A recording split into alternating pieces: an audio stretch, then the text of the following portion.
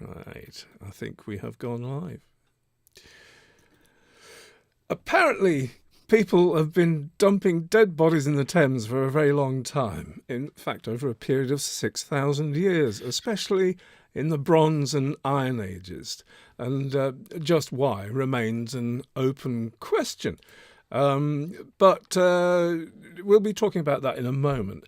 Later on, also in this show, we'll report on a Copper Age warrior from 4,500 years ago, found still wearing his archer's arm guard. That's in Germany. And what's said to be the largest collection of beads. You see, guys, it's all gone horribly wrong. The largest collection of beads ever found has been discovered in a 5,000-year-old tomb in Spain. So, please do stick around to find out more about those. However, before all that, please do take a moment to hit the like and subscribe button.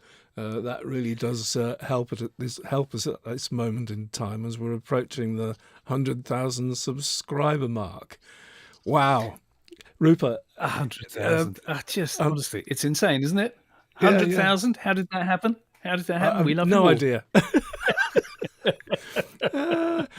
Who would have? But I mean, take a moment. 100,000. It's not that great on the huge scale of YouTube, but for two old blokes talking about prehistory, talking about archaeology, that's not bad going. That's not bad going. So, heartfelt, thanks to you all for if you subscribe and helping us get to that level. If you want to do some kind of next level support, you can do via our Patreon page, joining our Patreon community and making a contribution, a donation to our Buy Me a Coffee campaign and help us with the GÖBEKLI TEPE to Stonehenge project. Links to all those, of course, down in the description below. So, Rupert, that's all out of the way. We're here now. Well done. Why? Well said there, man. Why did you think it was a good idea to be talking about people dumping corpses in the Thames since the Bronze Age? But isn't it though? I find it fascinating that on quite a few levels here. Number one is they've been pulling bones out of the Thames forever, and it was historically it was thought, because there were hundreds and hundreds and hundreds. And it was originally thought that these were the result of probably a Roman Celtic battle. And then there's been the thing of, murders. People have been dispatched and tossed in the Thames, all sorts of possibilities. And it's only once again because of modern tech that this new research, I mean, that's why this article is out. It's new research where they've actually gone into a whole load of these bones to date them and found that an amazing percentage of these bones date back that far into prehistory. So that raises another question of, we're very used to whether it's, can burials or whatever. That there's always been this thing of, do we cremate people? Do we bury people? How do we actually dispatch people? And here we've got people possibly as a way of dealing with the dead, actually putting them into a river, a bit like maybe a Viking burial. So that's really why I thought this was worthy of telling everybody about. Well, absolutely. I think you've made it very interesting indeed. And I don't know why we should bother to read the article together. Actually, before we do, just say hello to the people in the chat that have said hello. Lily. Hello, everybody. And SK8 Betty. Hello there. YouTube Gold. I never heard us described as that before. Larry, Hyper Bumfuzzle. Oh, glad to see you. Hello, mate. Hello there. Nellie's here with us. Stone Dust. Hello, Nellie. Charlie, Manson, and Eric and Claire. All right. Yeah. We'll try and pay attention as we can to the chat as it's going on, but forgive us if it Yeah, we don't pay so much attention, or if your comments get missed, or your genius questions get Yes, missed in the we do our best, but we need yeah. staff. I shall endeavour to read this this article for you, which is in Life Science, isn't it? Yeah. So yeah, very nice picture, but a slightly misleading picture, I have to say. More on that anon. Probably. Hundreds of human bones have been dredged from the bottom of England's River Thames over the past 2 centuries, and a new study of those skeletons suggests that most of them date back to the Bronze and Iron Ages. But why people deposited corpses into the Thames remains an open question. In a study published January the 28th in the journal Antiquity, have you had a chance to go through and have a look at that, Rupert? I looked. They're all behind paywalls as far as I could make out. Yes. Yeah, I could get an abstract. Certainly the Antiquity one, yeah. Yeah. Researchers detailed their analysis of radiocarbon dates from 30 skeletons discovered in the Thames with the goal of investigating when and why corpses ended up in the river. Most people, including Londoners, are quite taken aback to hear that hundreds of human bones have come from the River Thames. Study lead author Nicola Arthur, curator at the Natural History Museum. The Natural History Museum? Yes. Yeah, interesting. Isn't it? I read Natural History Museum, as I had done before, but until this moment, I've been hearing the British Museum. My head's done. Oh, have you? Okay. Yeah, I've automatically sort of associate it with the British Museum, not the Natural History Museum. Certainly you don't associate archaeology with the Natural History Museum that often, but human skeletons have been encountered fairly regularly in the water places of northwest Europe, Arthur said, but the Thames human bones represent a uniquely large assemblage. Researchers have studied skeletons from the Thames since the 19th century. One early theory about these discoveries was that the corpses came from a battle between Celts and Romans, while in the late 20th century, well, that's fair enough. Experts suggested most of the bodies came from the erosion of riverbank burials and drowning victims. The big question for these human bones is how they came to be in the river, Arthur said. Her first step was to produce dozens of radiocarbon dates to better understand when the bodies ended up there. When the researchers merged their, I tell you what, Rupert, can you see that? Related 4,000-year-old bones. There's a link, a hyperlink, reveal unprecedented violence, tongue removal, cannibalism and evisceration in Bronze Age Britain. Why aren't we doing that one? Yeah, we should do that too, actually. Have a look at that for next time, shall we? Tongue removal. Serious. I'd like to see I don't know why we're smiling. Yes. I don't know why we're laughing. A rabbit hole. We're not laughing. Nervous. Yeah. It's our enthusiasm over exciting looking articles. That's what it is. Yeah.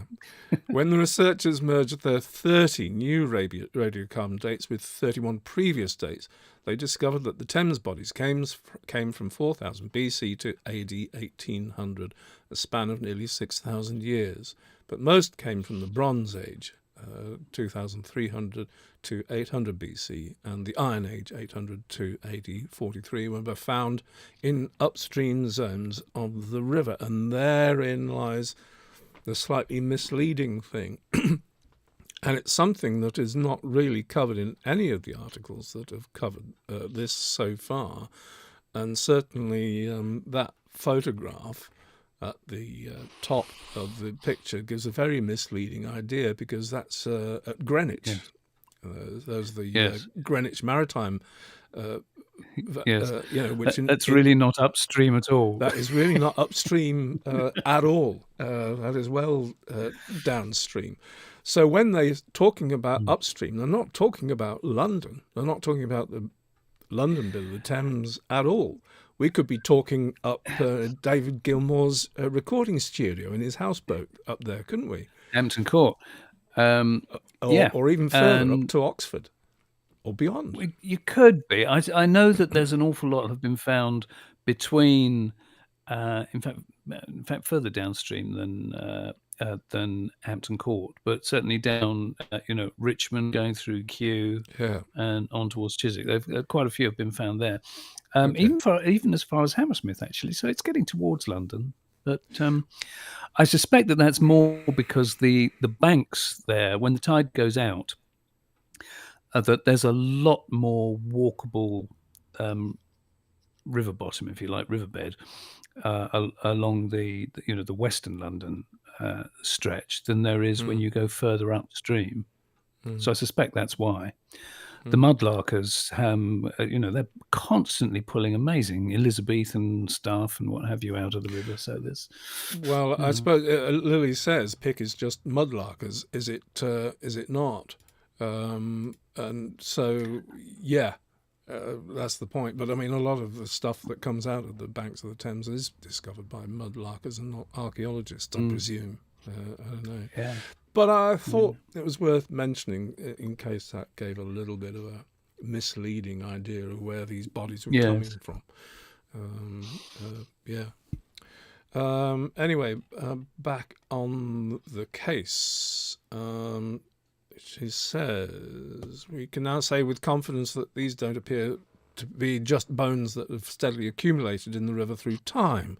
There really was something significant going on in the Bronze and Iron Ages. The exact reason for the body's placement in the Thames is unclear, but Arthur suspects that it was part of a wider pattern in northwestern Europe, which prehistoric people intentionally deposited ritually important remains in watery places. This research has moved the arguments along, but the funerary origin of these remains is yet to be completely understood and demonstrated. Chris Knussel, a bioarchaeologist at the University of Bordeaux in France, told Life Science in an email. Knussel, who has also studied the Thames remains but was not involved in Arthur's work, said the evidence may point to different reason. The human remains ended up in the Thames. Violent encounters resulting from fights over this important river. That's another possibility. Violence is a particularly common theme for later prehistoric human remains from watery places, Arthur said, including the bog bodies, of course. I was going to mention those, with evidence of violent deaths, and we've found patterns of skeletal trauma on the bones of the Thames human remains. Analysis of the injuries of the bones is a focus of a forthcoming study exploring exactly how the Thames human remains might fit into these practices is one of the next exciting steps of the project, Arthur said, with thanks to Christina Kilgrove at Life Science for that article. So many possibilities. Yeah, it's got to just sit alongside all the other evidence, and I suppose it's the chronological matching up that will give any clues as to what's going on there. But it is kind of slightly disturbing. The thing I find quite intriguing. The thing I find intriguing here is that you've got all these bones that date back into deep prehistory. But actual artifacts that have been pulled out of the river, you hardly ever get any artifacts that date, whether it's axe heads, or what have you. It's occasionally. But we've got all these bones, and yet all the artifacts that come out seem to be, Elizabethan onwards, really. Well, apart from that famous Celtic shield. So that's one. Yeah, that's one. That's it. Yeah, but that's kind of my point. I guess hundreds and hundreds and hundreds of bones and no artifacts. So, yeah. Hyper says, is there anything like this on the shallower parts of Doggerland that survived? I don't know if there are. What count as shallower parts of Doggerland. There's been bits and pieces dredged up, but they've not. I can't think of human bones that have been dredged. They probably have, actually. Yeah, I think that you put us on the spot there. Put us on the spot. But Doggerland refers to actually quite a central part of the submerged bit of the North Sea. It's not a generic term for the whole of the submerged bit of the North Sea that wasn't submerged before. It's actually quite a Yeah. it's quite out to sea. Actual Doggerland is, but I think if I understand correctly, I think there is actually plenty. Not so much. I don't think bodies, footprints we get from the shallower bits, but not evidence of sacrifice in this kind of way. And of course, Doggerland, if we're talking about the habitation of those areas, we're talking about a much earlier place in time. So, culturally, another world, I expect. Lily says, question, if mudlarkers find bones, do they still need to call the police? Probably. Are they supposed to by law? That's the question, isn't it? I don't know. I'd have to look that up. I don't know. I think there's an awful lot of things that go, pass below the radar. It's a bit like night hawkers with metal detectors, isn't it? Really, that the response. This is the thing. Nelly says, "I recall you guys talking about axe heads from the Neolithic found in the Thames, too." And so we did an article. We reported on an article, but my point really is that my point is I don't remember at all. But Nelly remembers. Yeah, I remember doing one, but I couldn't remember exactly where. Well done. It was found, but it's true that but it's just these one or two things. A man has commented there that one dead body leaves over 200 bones. And it's a good point, but then nevertheless, I stand by my point. Eric Fret, I'm sorry, pronunciation. Hello, Kevin. It's good to see you. The Thames and the Rhine merged into one river in the middle of Doggerland, so it's a fair question, actually, yes. Yeah, but I think it's pretty deep out there now in actual Doggerland and those areas, so that kind of evidence coming up in a dredge. And significantly earlier than we're talking about here, really. Yeah. Actually, that's useful, King Kong. Dogger Bank is a fishing mark for trawlers. Sorry, that's not showing up very large on the screen. Off Northumberland coast, and for it known as Dogger Bank, due to all the artifacts that have come out of the cod ends. Okay, cod ends. I don't know. Yes, dogger. The dogger is something to do with fishing. It is. It's on the shipping forecast. Yes. No. The word dogger. Yes. Isn't that on the shipping forecast? Of course, it's on the shipping forecast. But the you said no. dogger. I said that as well. Oh no, we're talking at cross purposes. I think we should move along and be clearer next time we come across stuff about Dogger Bank. Okay. Shall we move on to our next bit, which I've got as being a Copper Age warrior from Germany. We like Copper Age warrior here. Okay.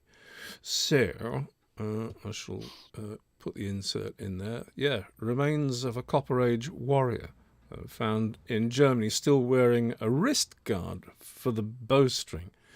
Okay. Before the start of construction, now I won't read this full first paragraph because it's full of it's like a minefield of possible mispronunciation, and anyway it's rather academic information. But the point is that the result of this is all the result of archaeology done along the planned route of a high voltage transmission line. That's all you need to know. Others, that's about it. But it's resulted in graves belonging to the Bell Beaker culture, a society from the Chalcolithic or Copper Age that existed between 2500 and 2050 BCE, have recently been discovered near the town of Fürderstedt, located in the Salzlandkreis district. Named for the distinctive shape of its characteristics, ceramic vessels, the bell beaker culture spread across various regions of Europe starting around 2500 BCE.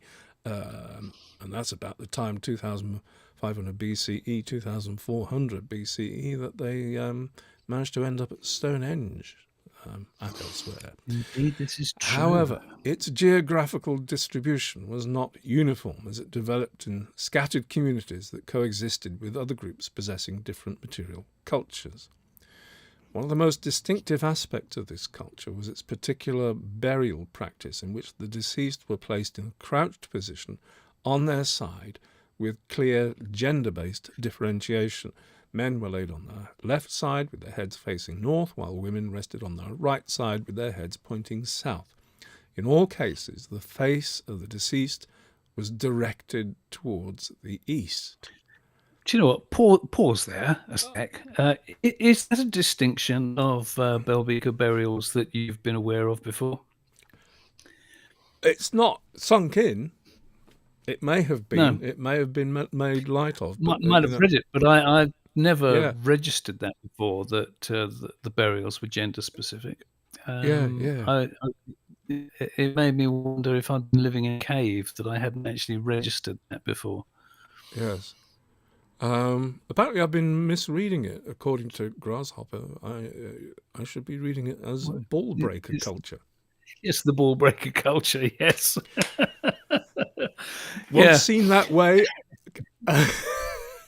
Well done, Grasshopper. Yeah. So you've scuppered me now forever and a day. Wasn't the Amesbury Archer from the same area? Could well have been. It's not precise, obviously, where the Amesbury Archer came from, because isotope analysis is not that clever. But he could have been. He came from this far afield, didn't he? And he was bell beaker culture. And also, as I remember, he also had a archer's bracer, stone archer's bracer. So he's a match. He absolutely did. Penny drop. He's a match for the Amesbury Archer. This guy. Yeah, good spot, Kevin. Yeah, of course. So where was I? Yes. This article is mostly about bell beaker culture. Grave goods were typically relatively scarce, limited in most cases to one or two ceramic pieces. However, some burials contained objects that helped identify the status or occupation of the deceased. For instance, some individuals were buried with arrowheads, stone wrist guards, more of that in a moment, or copper daggers, suggesting they may have been warriors or hunters. Some grave goods also included jewellery, although evidence of copper metallurgy is less frequent. In fact, the earliest gold finds in central Germany have been associated with this culture. There are at least 10 more graves. Sorry, I'm going to jump ahead. Now, the interesting thing here is, let's just jump back. I'm going to jump back to the picture at the top. Okay. Yes. And in this picture, you can see the excavation and the skeleton in situ there in the bare ground, and right in the middle. I'm afraid I can't blow it up. Right in the middle of the picture there, that is this here. If you can see my arrow. Yeah. That is the wrist guard made of stone, or a bracer, archer's bracer. That's a proper way of describing it. Or is it? I'm just about to say words about that. I can't tell what sort of stone. That's an interesting, dark, sort of coloured stone. It tells you in the article what it's made. We'll get to it. My point is, though, that I think calling them stone wrist guards or stone bracers is maybe not incorrect. Maybe a misnomer. Why? Well, because most braces are made of leather, Yes. and with pretty good reason. As having owned a longbow and shot in a longbow, I wouldn't fancy doing it with just a stone bracer like that. It'd be horribly impractical in many ways because it's small and the string's likely to catch on those edges. I agree with you there. I've always And also- assumed that they were. Go on. And also, And also- there's only one hole at each end.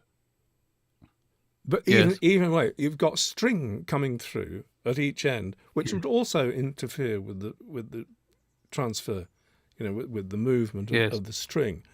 Which, let me tell you, if without a bracer, would just take your skin off. I mean, Yeah. that's a heck of a I have a whack. compound But you're- bow here as well, and it's true that that it would take your skin off. I've always thought that those stone braces would actually have been underneath something. So whether it was leather, as you're saying, whether it's leather over the top, but I always thought that stone might have been underneath on your skin, so that you're actually creating a denser layer No, for the. there's no need. A good thick layer of leather on its own does the job perfectly well. Now, what I'm suggesting is that those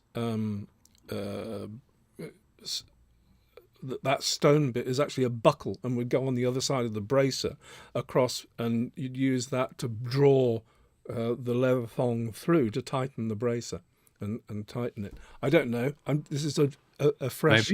Maybe. A fresh thought. But the interesting thing is, I'm just going to take us through to Wikipedia a moment and put the screen share there.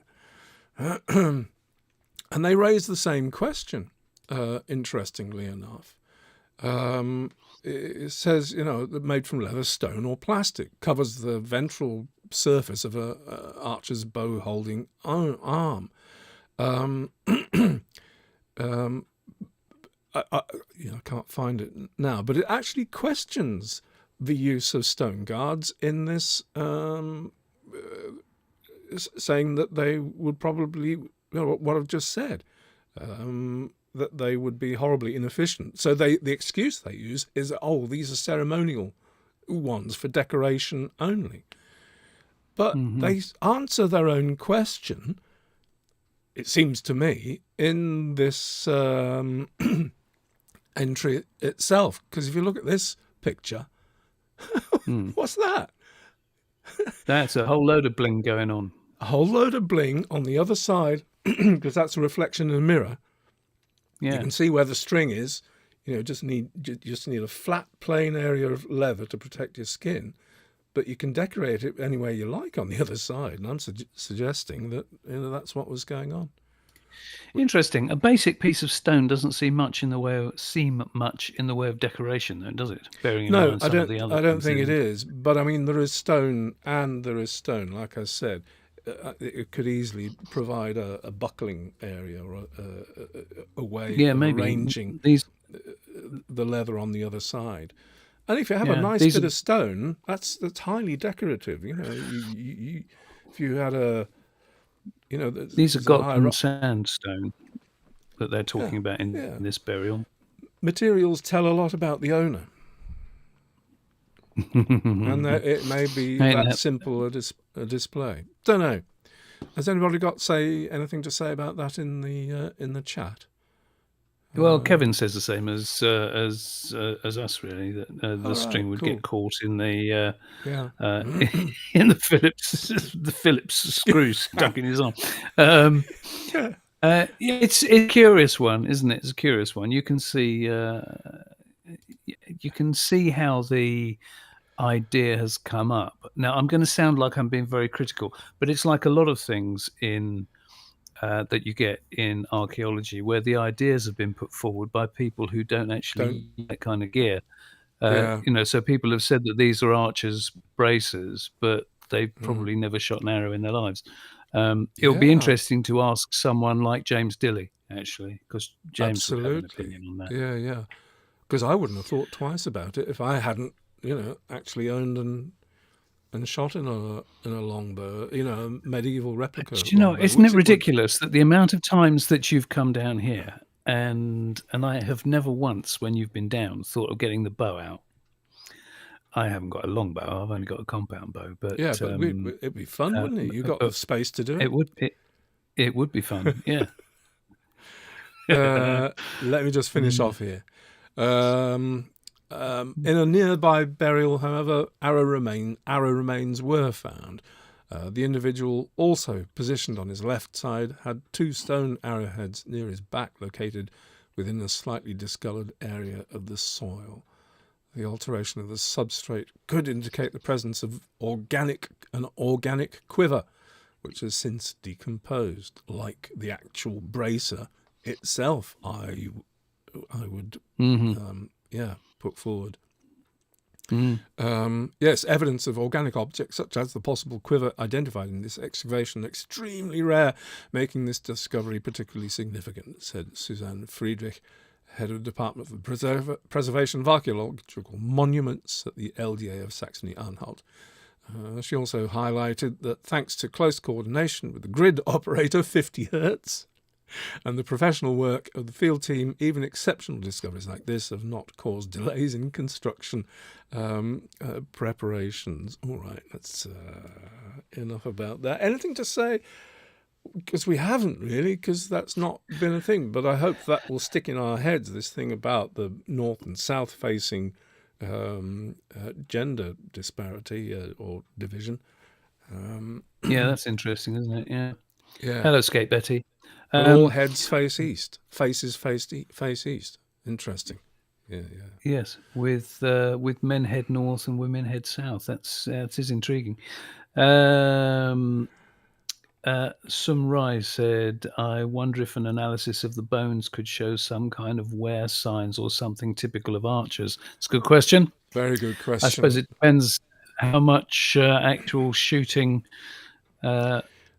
they were actually doing. How much practice on a Sunday they had to do, which was the case in medieval times and medieval skeletons of those times do show a pronounced development of the body towards building strength. Seeing as you've mentioned that, I think I've mentioned it before, but something that I find quite amusing was during Queen Elizabeth's reign, and maybe Henry VIII as well. I'm not sure, but the playing of bowls on a Sunday was forbidden because it was too much of a distraction from people who should have been out practicing their archery. Yes, indeed. They actually made playing bowls illegal on Sunday. You had to be practicing your archery. Yeah. And I have to say, drawing a medieval bow, or even, I presume, because the technology did not change from a Neolithic bow, right through, would be. It's hugely effortful. You need a good, strong back. The pull on mine was £80 apparently. That's about half what a medieval archer would have been drawing in real life, and that's massive. And boy, does it produce a projectile with a heck of a lot of kinetic energy in it. Frightening. Let's move on. Let's move on. Should we say a few hellos? Hello, David from California. Hello, Casey from Minnesota. Thank you for joining us. Honestly, I'm sorry any of you folks that we've missed. Sorry, I keep trying to keep up with the chats, but it's difficult to do both at the same time. And we did do this at kind of short notice because it's an efficient way for us for getting content out, basically.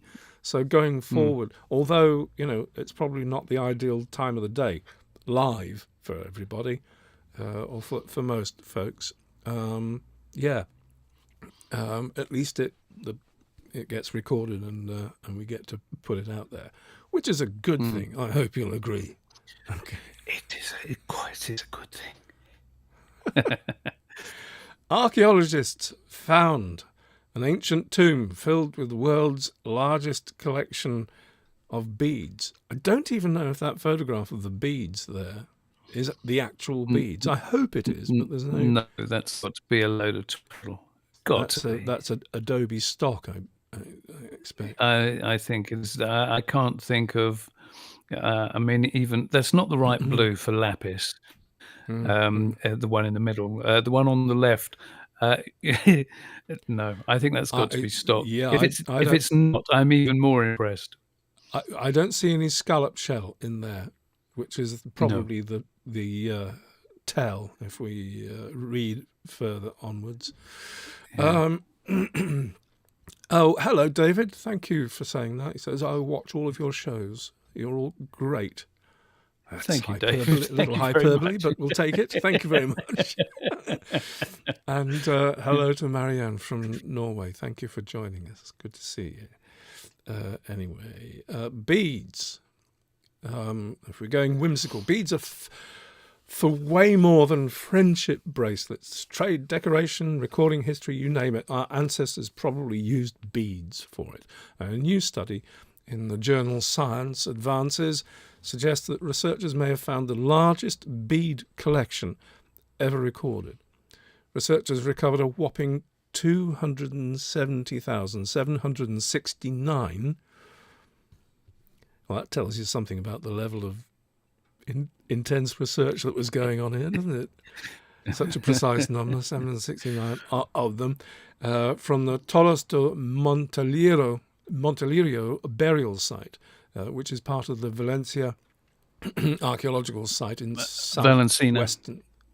I do beg its pardon, Valencina. Thank you for putting me right, young Mr. Sonskin. In southwestern Spain. The majority of the beads were found in a large cavern worn by mostly female skeletons. That's not correct syntax, is it really? I don't know if a skeleton can wear something. Wearing is an activity, and skeletons are a bit inert in that respect. Sorry, I'm picking hairs. Should we get the syntax police in? Yeah, well, there's a few things in here about that. Okay, worn by mostly female skeletons, estimated to be between the ages of 18 and 34 at their time of deaths. Researchers also found an additional 2,000 beads scattered in a corridor leading to another chamber, and 90 beads along with a dagger in the upper level of the second chamber. The discovery of the nearly 5,000-year-old tomb called the Ivory Lady tomb. Can I interrupt here? Yes, please do. Well, I want to make the point that they actually talk about tomb initially being discovered in 2010, 2011. It was actually discovered in 2008. And when they found it, it was originally called the Ivory Man, because as has happened so many times, they were convinced that it was so much bling that it had to be a male burial. And again, it was only later analysis that showed that it was another bling-filled female burial. I just think that's worth note. Very well distinguished. Because actually the main point about this, I think, is not so much the size is the number of beads in the collection, but the fact that it indicates perhaps a more matriarchal lean in this society itself. Let me go on. But even preparing the collection for further studying wasn't for the faint of heart. It took a team of 7 people and 651 hours. Boy, were they counting. To completely clear the Cheerio-shaped discs of all dirt and debris. Other breakfast cereals are available.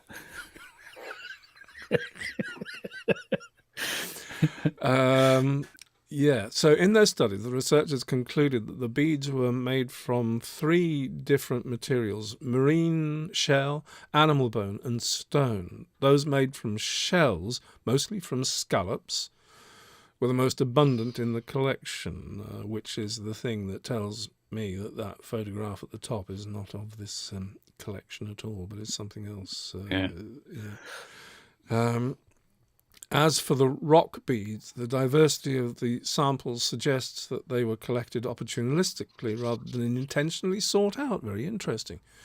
But regardless of the material, the crafting process was elaborate. 10 persons working 8 hours a day would have taken 206 days, nearly 7 months, to produce the whole assemblage, using in the process a little less than a metric ton of marine shell, the paper reads. Evidently, the labour value of the beaded attires was high.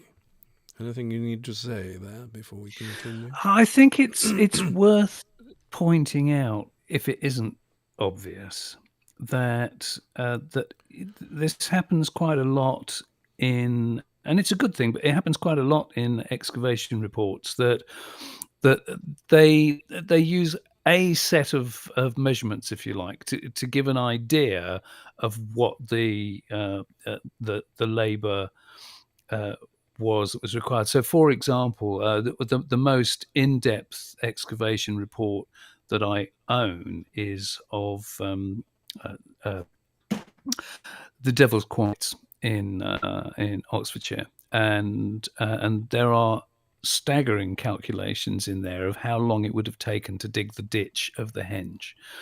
Where, you know, if we had this many people, it could have been done in this length of time, and this many people in this length of time, and so here they've just, you know, they've taken an arbitrary thing of 10 people a day for 8 days would have taken this long. You know, you could just as easily have had one master bead maker or something. You know, we don't know, but it gives you an idea of how labour intensive that would have been. That's all I wanted to say, really, because we don't know. Fair enough. Yeah. Another researcher on the study, Marta Diaz Guardamino, compared the effort needed to craft the garments to modern fashion.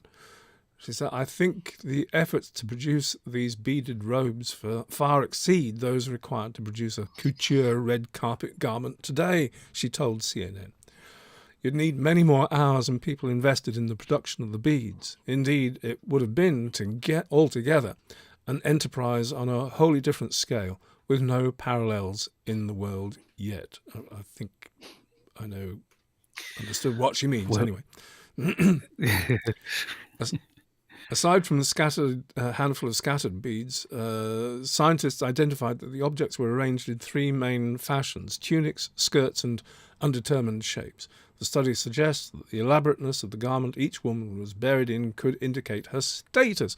For instance, researchers describe individual UE343, a female aged 24 to 32 at her time of death, as a very special person, because she wore a beaded tunic and was placed in a prominent location in the tomb.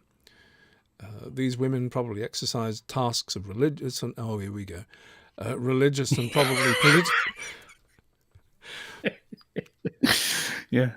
Sorry. You got a problem, Rip?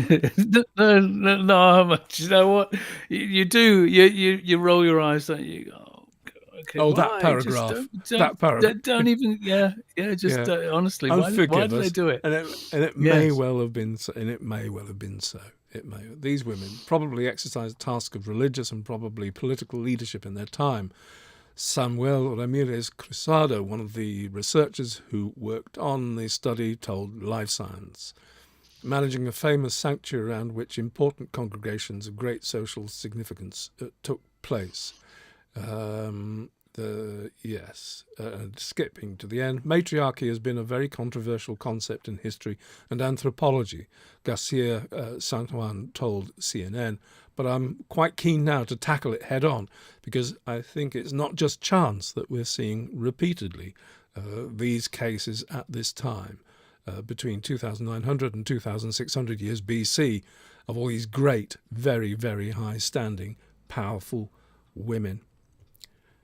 And you know, figures, we weren't laughing at the concept of women having a high position, you know, whether they're priestess or whatever position in society. It's the default position of ritual and yes. Yes, that's all it is. We roll our eyes when people start going off on one. That you know, as you see something slightly elaborate and you say it's religious, you know, and it's lazy. It's just lazy. We don't know. What it got me thinking, though, Rupert, and I know this is earlier than El Argar culture, but yes, isn't there a kind of echo here? Maybe I'm reaching too far. El Argar was you based mean about more over to the east. I'm talking about, you know, the prominence of female burials in the culture. I agree, but I mean El Argar, all right, that's a bit further east, but it's not that far away. No, it's And not. in fact, in terms of the size of the, if you want to call it an empire of the El Argar, because you know their territory spread far and wide.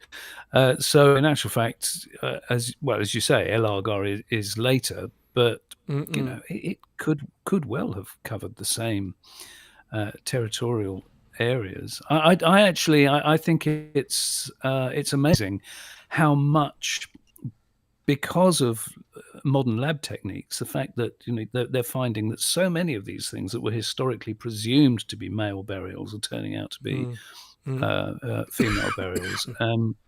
That yeah, I mean the fact that it particularly, you know, this set of burials where the amount of lavish jewelry, if you want to call it jewelry, you know, I mean, clearly huge amount of work in there, and it's all female burials. It's amazing. It's wonderful. Lily says you wouldn't dare laugh at women because you know we'd be round.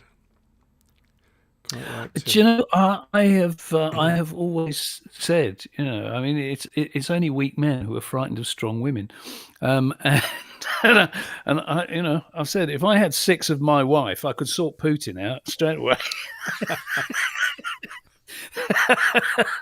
How true. Yeah, I think that's all. But how could we talk about beads without referring Bonchokratala? Or indeed, Göbekli Tepe come to that, because we didn't know until we went there. We were well aware of Bonchokratala, and you know, which is earlier than Göbekli Tepe, or partly chronologically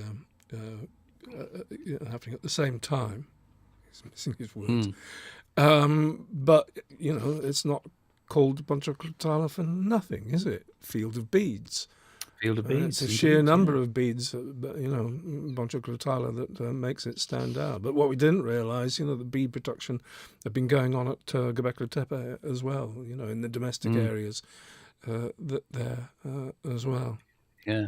Beads are, you know, they're a huge thing. So, you know, because clothing doesn't remain in the archaeological record, we tend to pay little attention to it, because what can you say? But beads are a huge clue, aren't they? Do you know what? Claire's made a lovely comment there. Beads could be a possible form of communication, like Inca keepers. Do you know what? You're absolutely right. They could be. They absolutely could be. I don't think, to be fair, that in any of these, you know, going east, I don't think anything has been found with the level of complexity that the Inca keepers show. But yeah, absolutely they could. Anyway, well, this has been an enjoyable romp through 3 interesting articles. Be interesting to see you folk, which has exercised your brains more, and which of these maybe deserves a deeper dive on our part in the future. So we're taking a look at that. So the plan is that, when we find 3 more interesting articles like that, we will do this thing. Notice will be short. We won't be... but it greatly helps our workflow doing things like that. Hope you enjoyed it. I'm gratified to see that at peak we've got 196 concurrent viewers at the moment and 100 likes. It's just fabulous. Thanks for showing up, folks, and thanks for helping keep the show entertaining with your input. And yes, sorry if we've missed any significant comments. I can only apologise. We try, but no, we love your input. It's great. And thanks for challenging our poor decrepit brains. Yeah, and reminding us of stuff we can't remember. Anyway, I know most of you are familiar with us, but if you're not, please do hit the like and subscribe button. A lot of you are Patreons, obviously, but those of you who are not, please do have a look at the link to our Patreon page. There's loads of us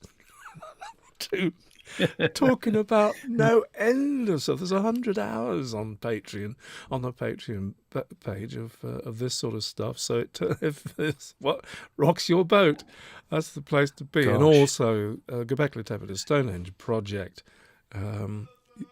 More of that soon.